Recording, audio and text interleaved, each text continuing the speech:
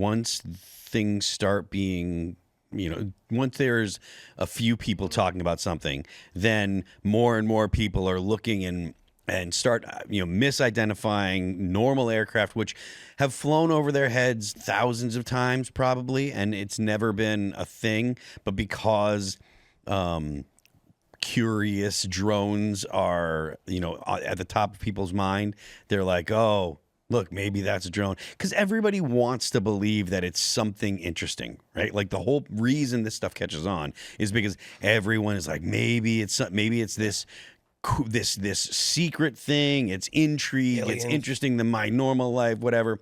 I mean, it's the same reason that we watch dramas and stuff watch these stories on TV and stuff. But as usual, I think people are bored. Yeah. That's why true crime podcasts and mystery podcasts, and it's why people like conspiracy theories, because life is routine. It is mundane. Mm-hmm.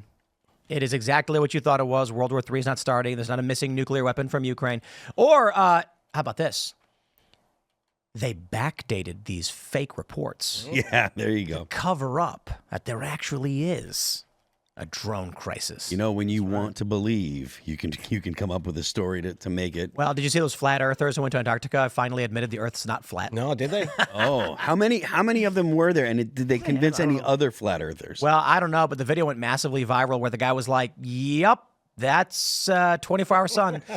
Yeah, because they were supposed Earth is round. They were supposed to go to the ice wall, right? And they were going to prove, yeah. And then they end up sitting there under the 24-hour sun, and they're like, "How is that possible unless the Earth is round?" Sometimes when the government says things, it's telling the truth. I know it's shocking, but the Earth really is. But the government isn't telling us the Earth is round. It's just general humans did it. Fair enough. But yeah, it is. The sun rises in the east, sets in the west. I wonder if it's a sphere. I wonder if this is just,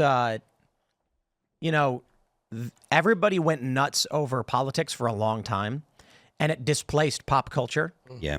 I wonder if now that Trump won the popular vote, Democrats are just spiraling. There's no real mean opposition. Everyone kind of agrees Trump was right.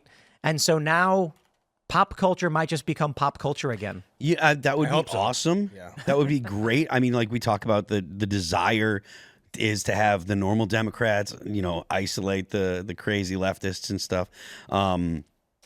So it would be nice that if pop culture became, separated from politics, I would love to see it.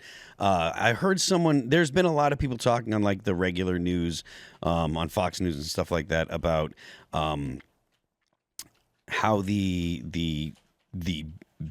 big like CEOs and stuff have all been going to Donald Trump and kissing the ring and stuff, and you've got Joe Scarborough, and you've got I think the Bezos and stuff, and there's been multiple people that have been going, okay, well, we're going to go talk to Trump and stuff, and I think I've said before, I think it's a good sign, and it would be great if this were a sign that politics stopped being the thing that everybody was doing, and we could just hang out with people that have different politics and agree that we don't have to agree, but we can still be civil to each other. One of the first segments we did on this show was a review for Sonic the Hedgehog.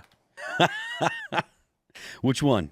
The movie. The first one? Yeah, the first one. Okay. The movie. Yeah, we talked about Skinwalker Ranch, and it was generally just trying to hang out at night and talk about whatever was going on. And then it's 2020, the lockdowns start. Yep. And everybody becomes politics. And then we get lockdowns for basically 2 years. So everyone's just screaming politics.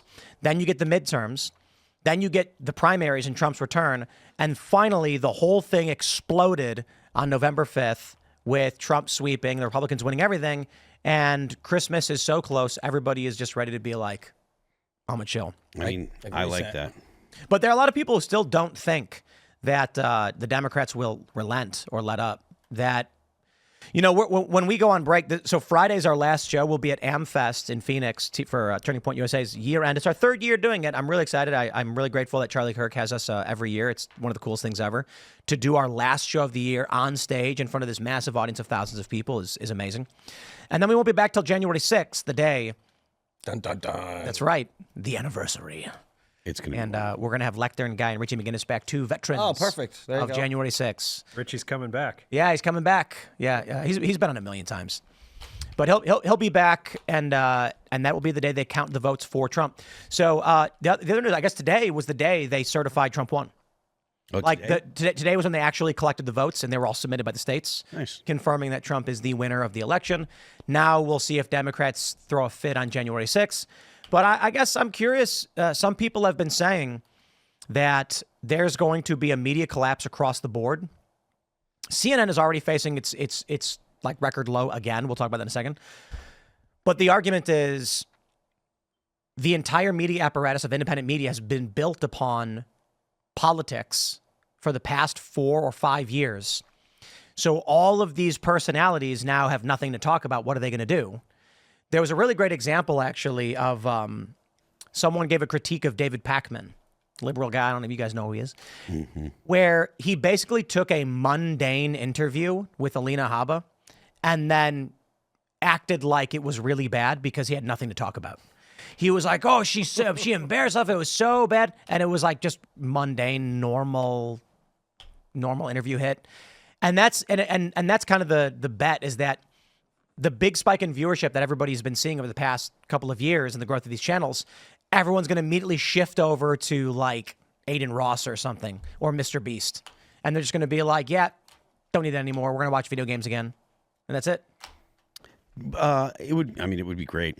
Thanks for checking out this clip from Timcast IRL. Make sure to watch the show live Monday through Friday at 8 p.m. Subscribe to this channel, and we will see you all there.